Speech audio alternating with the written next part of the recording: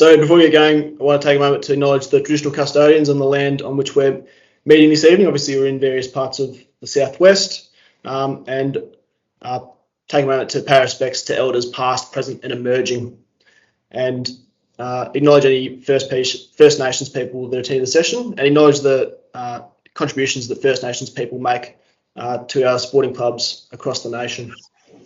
Phase by phase, but as a sort of a brief overview, we'll talk about what a strategic plan is, its benefits, and then we'll start talking about the various steps that a strategic plan entails, from an environmental scan to a SWOT analysis to stakeholder engagement. And a lot of these terms might be unfamiliar to it at the moment. If they are, we'll come to them in a moment, so don't worry about that.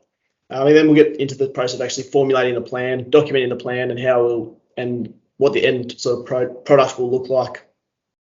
That includes both the sort of promotional version of it as well as the action plans that the committee will work towards. And entailing that, with that as well, is obviously the idea of monitoring and tracking the club's progress. Plan. So the primary responsibility of a strategic plan is to provide a bit of a blueprint for a club's future direction. It's something that the committee and members can refer to as a guide to help with decision making, as well as give members and stakeholders a sense of where the club's going and what focuses the club has going forward.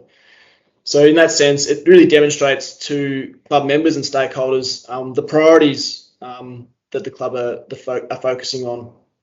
In particular, this is really important for any sort of funding opportunities that come up. So in terms of identifying where your priorities are and where your focuses are, can help be aligned to potential grants that you might be applying for and potential funding opportunities.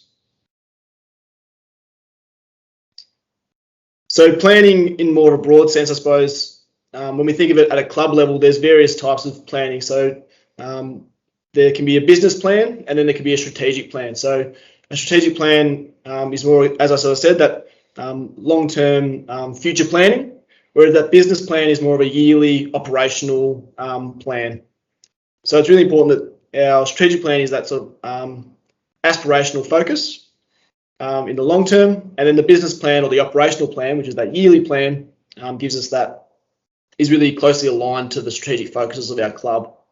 So our strategic plan ideally is aimed at sort of 3 to 5 years for sporting clubs.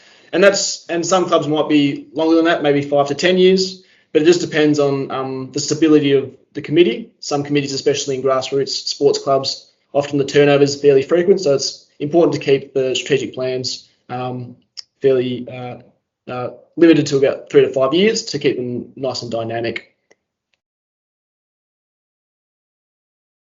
So the benefits of having a strategic plan, obviously they provide stakeholders a really clear idea of the club's current and future direction. They identify the priorities and focuses for current and future committees. So in that is obviously, if there are changes in the committee, the new committee can come to that strategic plan and they immediately know where the club's going and the directions that the committee should be taking and the decisions that they should be making that are aligned with that strategic plan. Obviously, from a club perspective more generally, the strategic plan helps promote the club's culture, the programs they offer, and the facilities that they have in development or they're planning to develop, and how this is going to support the community more broadly. So as a promotional tool, strategic plans can be really powerful. And then the final one there is advocacy. So again, going back to that idea of aligning your strategic plan with funding opportunities and providing a selling point or a sense of professionalism to grant providers who can see exactly where your club's going and the direction they want to take. So a few questions that the committee needs to ask of themselves before they get going. Firstly, is the entire committee committed to the process? So obviously it's really important that the committee is really keen to develop a strategic plan and that way give themselves a focus for the future. Important to determine in that initial planning who will be responsible for the plan or who will be on the planning team. So it's common for clubs to have either a subcommittee that coordinates the plan or a external facilitator who will facilitate the plan on behalf of the committee or the club. And again, the subcommittee can work with a facilitator to coordinate the plan. Important to consider what resources you have to assist with the planning. So again, we'll speak about internal and external facilitation of the plans as we go, but as a sort of brief overview, if the volunteers or the subcommittee is facilitating the process, then the responsibility will be obviously a lot of time commitments, and the resource will be a lot of time. Alternatively, if you're using a consultant to facilitate the plan, then notice that comes at a cost. So just weighing up what resources you have available, whether you've got time or you've got money to facilitate a plan. Again, who will facilitate the process? So again, speaking internal or external to the club. Who are your stakeholders and who will you consult them? So again, part of forming a plan is identifying who your stakeholders are, and we'll get into detail about that in a few slides' time. And then identifying a timeline for completion of the project as well. So generally speaking, if you seek support from a consultant, generally 12 to 15 weeks is a relatively consistent time frame to do it. Obviously, if it's being coordinated by volunteers or the subcommittee themselves, then that timeline might expand or shrink depending on the size of the club. And again, who will implement the plan? So deciding, once you do have the plan in place, who's going to be responsible for implementing it? So is it the committee, or is it the subcommittee, or is it the members or the volunteers, or is there specific members that are being tasked with roles within the strategic plan? So in that, there's a bit to consider before we initiate the planning phase. So this probably looks like a lot of steps to undertake to develop a plan, but we'll go through each step by step. Again, starting off with identifying who will be responsible for coordinating the development of the strategic plan. This can be also broken up into a few different spaces as well. So the environmental scan and the SWOT analysis sort of come hand in hand, and they give a sort of broad overview of the current status of the club, the landscape surrounding the club, and a sense of what impacts the club can have on the community, and more broadly, what impacts more generally might be impacting the club's development or future progress. The next phase is sort of that data collection phase, and that's where we start engaging stakeholders. So surveys and forums to get feedback from the people that the club is important to and people that have a vested interest in the club. From there, once we've got all of our data, we can start looking at some of the key strategic focuses that we've identified from the pillars, from the data collection, and from our broad review of the environment and landscape. And again, from there, we start formulating some visions, some missions, some club values, and then developing actions that can help us implement to help guide us towards our strategic focuses. And then from there, we're developing a plan to evaluate our progress. So again, I'll go through each of these step by step, and we'll go into more detail for each step. So first phase of strategic planning is identifying who's going to coordinate and develop the strategic plan, who's going to be responsible for undertaking the process. So there's sort of two main options, whether it's an internal facilitator or an external facilitator. So strategic plan subcommittee, one thing we recommend if there's a subcommittee that's coordinating this, that they try and involve someone that might be that's sort of neutral to the cause, someone that can provide that objective opinion on ideas and can provide that sort of outsider looking in perception of the club. Obviously, a major pro to volunteers or a subcommittee coordinating the plan is that comes at no cost because people are offering their own time. The cons, obviously, it's a time commitment for the subcommittee and the volunteers that are offering their time to coordinate it. The alternative is obviously consultants. As an example, Southwest Sport is a consultant that offers services to provide strategic planning services. The pros, obviously, we can ease the burden on the volunteers or the committee in developing the process. But the cons is there are associated costs that come with that. As you can see there are grants that do exist from time to time that can cover the costs of hiring a consultant, and I'll speak about them at the end. So once you've identified who's going to be responsible for the plan, it's important to then begin sort of an environmental scan. So this is, again, looking at the broad landscape that your club exists in. So there's lots of factors that can impact a club that can that are important to the club and things that are impacting the club more broadly. So really important to understand the current state of the club and the surrounding environment. So this might be social or cultural trends within society, or the financial position of the club, the status of the current status of the facilities, whether the club has good gender equity or accessibility and inclusion. Some really key topics at the moment that are coming up through society at the moment are obviously gender equity, so providing equal opportunity for men and women, and then accessibility options for people with a disability, so providing inclusive options.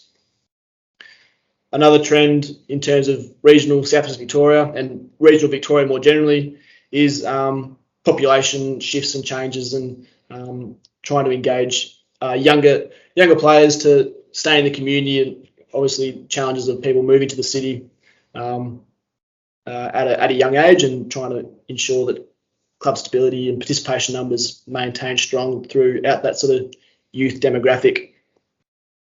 Also important to consider in this environmental scan phase is what other clubs are doing in this space. So what priorities are they focusing on? And also important to consider what your state sporting organisation or your national sporting association, what their priorities and what they're focusing on as well, to give you sort of sense of what potential focuses or strategic focuses your club might have going forward.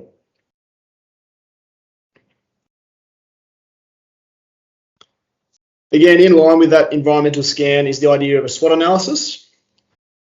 So a SWOT analysis is essentially assessing your club's strengths, weaknesses, and then external to the club, the opportunities and threats that currently exist. So again, it's really strongly connected to the environmental scan and identifying what your club needs to work on and what your club is really good at, and then obviously opportunities within the sporting space more generally. So the internal ideas are obviously the strengths and weaknesses, so things that you can control, and then external opportunities and threats are things that are outside the club that are a bit more challenging to control. So as far as some examples, strengths of a club might include things like your financial performance. You might be a really strong financially sustainable club. Might have a really strong club culture. But potentially maybe weaknesses might exist, that things like participation numbers are down for younger demographic, or specific demographics within your club are not at their peak. Again, other things might be the current positioning in the community, so how your club is viewed within the community.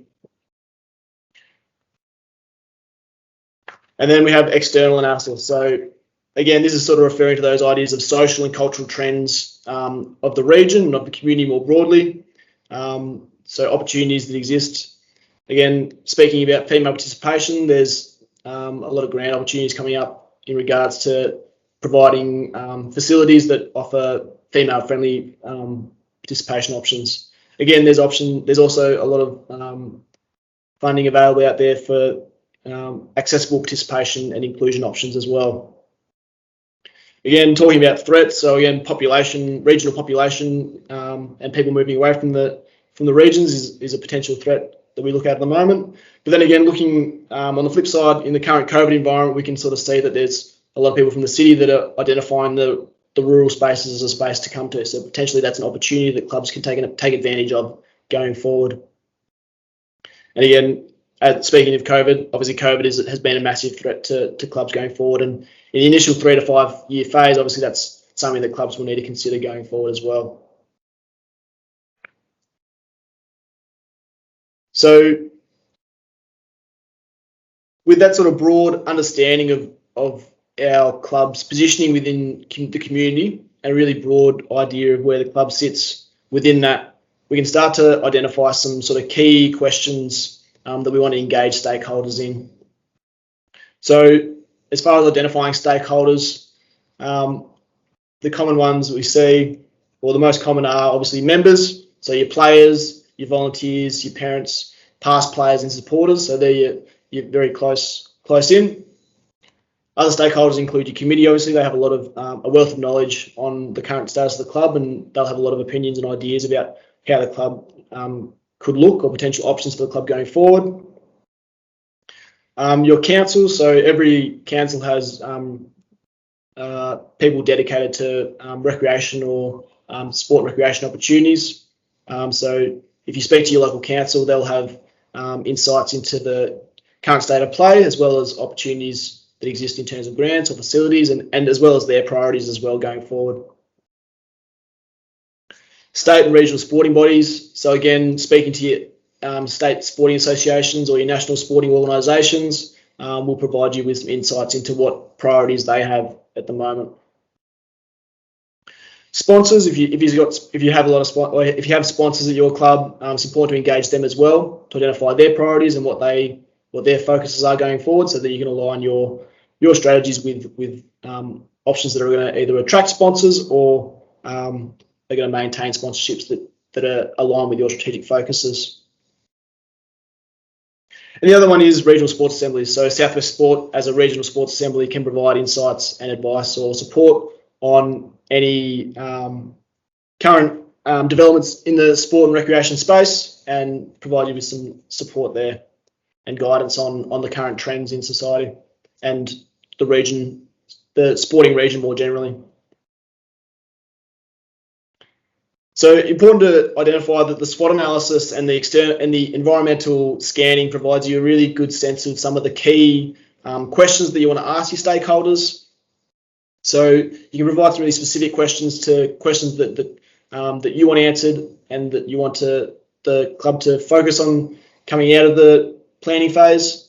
It's also important to give stakeholders the opportunity to provide their own more broad feedback. So open-ended questions that allow stakeholders to identify other potential areas of focus is really important in the data collection phase. It's, in one sense, it's an extension of the SWOT analysis. So they provide broader feedback or broader ideas that potentially the committee didn't think of in the first iterations of their analysis and their environmental scanning. So always good to get as much information from a broad collection of stakeholders. So in terms of methods of engagement, surveys is obviously obvious one you can distribute to a broad number of members or stakeholders. Club or public forums, so gives people a chance to speak in public, so personalise a session. Feedback forms, again, similar to a survey, provides just that open-ended responses that people can submit. One-on-one meetings, so these might be really useful for your council recreation officers, speaking to them one-on-one, getting a sense of their priorities and their focuses. Also a really good way to approach your sponsors is through one-on-one meetings. And again, different stakeholders will have will benefit from different methods of engagement. Again, social media polls can broaden the scope of your engagement to more outside the club, so to the community more broadly. And then desktop research is, again, desktop research refers to that idea of that broad analysis of what other clubs or organisations are doing within your space. So again, that environmental scan and that idea of getting a sense of the landscape around you. So as I mentioned, it's important when we're engaging stakeholders that we use an appropriate method that's an appropriate method for each individual stakeholder. Each stakeholder will obviously have different focuses and different priorities, so it's important that we don't just sort of use a blanket approach for all stakeholders. So one survey won't fit everyone. So, for example, and it's important that when we're tailoring these surveys or questions, that we tailor the questions to be specific to each stakeholder as well, because each stakeholder will have, or each group of stakeholders will have different priorities. So for members and volunteers and participants, things like participation, culture, inclusion, program development will be key focuses for them. For leagues or state bodies, potentially facility plans or participation plans or financial stability will be their priorities. So when we're questioning or surveying them, it'll be important to have those focuses. Again, councils, obviously interested in the health and wellbeing of the community more broadly. So, and opportunities for inclusion, that sort of those aspects of sport and recreation. So again, tailoring the conversation to be across various aspects of sport and recreation. Sports assembly, so again, we can support with club development ideas on resources, policies, knowledge on grants. And then the committee obviously will have a really broad or really in-depth understanding of the way the club functions and the possible management of the club going forward. So volunteer management, facility plans, program development, and policy development. So just before we move on, just talking briefly about the methods of engagement and the way we speak with our stakeholders. In terms of those specific questions that you have, for example, if your club sees facility development as a key focus, then a question might be to a stakeholder, what facilities are a priority for you? If volunteer support is a priority for you, then asking questions like, what can we do as a club to help support volunteers might be a specific question that you might ask. But then again, you want to have those open-ended questions as well. So open-ended questions might include things like, what do you enjoy most about the club? What aspects of the club could be improved? What challenges do you foresee in the club's future? Things like that to keep those. So you've got examples of specific and broad questioning. So obviously that stakeholder engagement is a timely process and can take some time. So facilitating that is a time commitment, but you can get a really rich source of data and rich source of insight into your club's current status. Once you do have all the data, the process from here is about identifying and collating that data into meaningful blocks of information. So there's a number of words for this, whether it's strategic focuses or pillars or objectives or goals.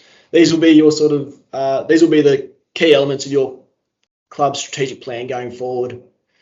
As well as that, when you're identifying these blocks of information that emerge from the data, you can also start formulating your vision, the mission, and the value statements of your club. So what your club stands for. But essentially, your vision in a nutshell is what your club desires to achieve in the long term. So this can come in a lot of forms, but it's primarily future focused. The mission statement, on the other hand, identifies what your club currently does and the opportunities it offers at present. And the final one, the values, is what your club, as it identifies the club's culture and the values of the club's culture. So your vision, mission, and value statements are sort of umbrella terms that guide the strategic plan. And underneath that, you'll have a number of pillars. So 4 to 5 pillars is usually what we recommend, and they can be across whatever specific topics or themes emerge from your data collection. So these are just some examples of some pillars. Governance is one that comes up fairly frequently. Communication is another one that comes up fairly frequently. How we communicate and market ourselves to the community more broadly, as well as our members internally. Programming and club development, and again, inclusion and accessibility, providing opportunities for everyone. And sustainability is another key one that comes up. So financial, whether that's ensuring, obviously, financial viability going forward, or non-financial. So whether that's participation, ensuring that you're providing opportunities for a broad demographic of participants.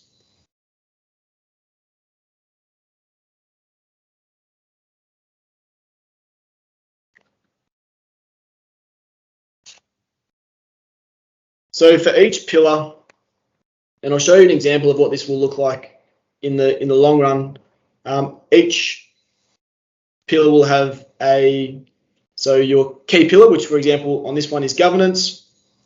You might have a tagline, which sort of is a simple way of explaining that pillar. So in this one, how we run the club, and then a statement of intent, which is sort of the key driver behind that pillar. So in this instance, it's a high functioning and sustainable club.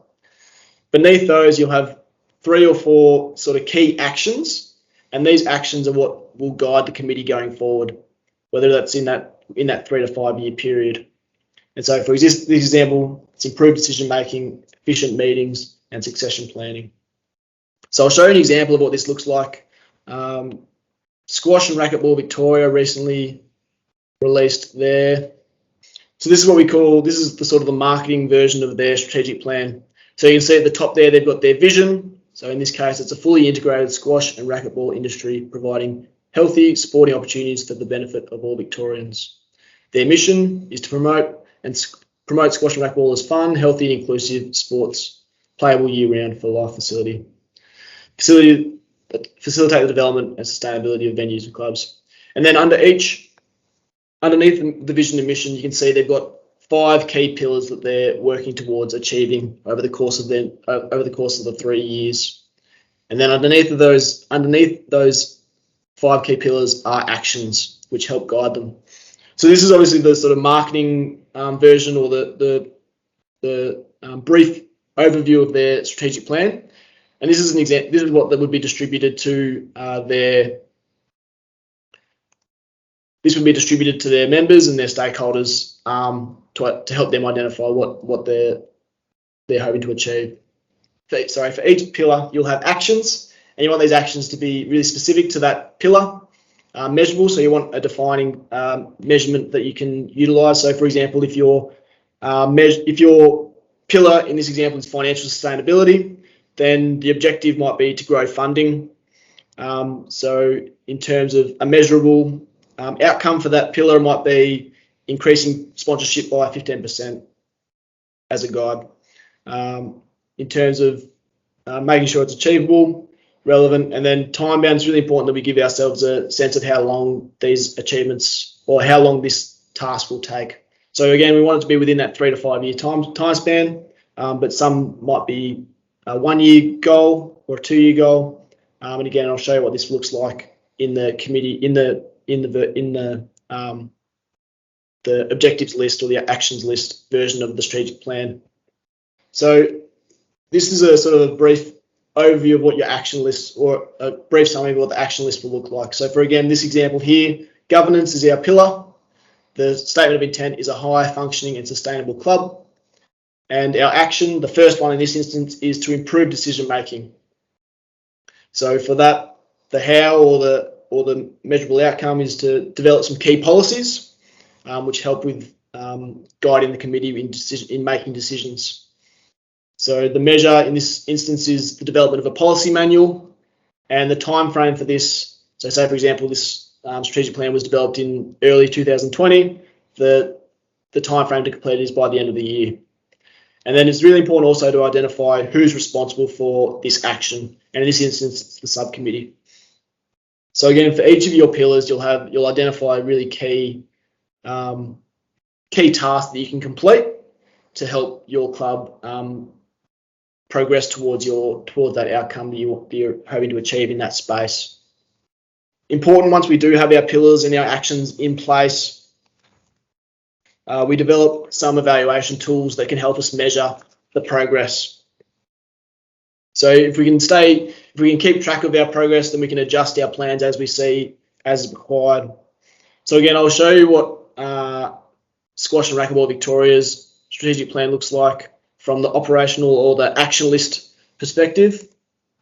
So this is Squash and Racquetball Victoria's strategic plan. And then you can see here their objective. Their first objective, or their pillar, or their strategic focus, is industry unification. Their tagline or their statement of intent is bring the community together under one banner. United we can deliver a better outcome. So under here they have 3 key actions, and underneath each of those actions are set tasks or measurable outcomes that they can identify.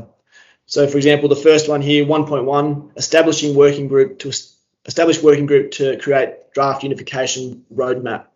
So the measurable tasks to complete this are working group established and draft proposal completed. And then at the end here we have a time frame. So the top one here, year 1, first half of the year, is when they want to complete that task. So as you can see, there's a bit of difference between this more action list version aspect of the strategic plan as opposed to the promotional or marketing version of the strategic plan. By measuring and evaluating our actions over the course of the progress of the plan or the progress of the year, that we're keeping track of our achievements throughout. So it's important to monitor how we're progressing throughout the year, throughout the strategic plan.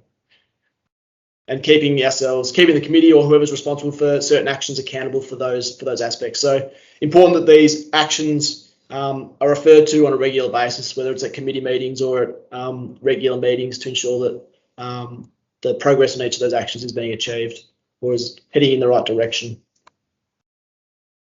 So once you've got your final documents or supported and completed, it's important that you take the strategic plan to your committee of management, or if required by your constitution, to your members to be adopted.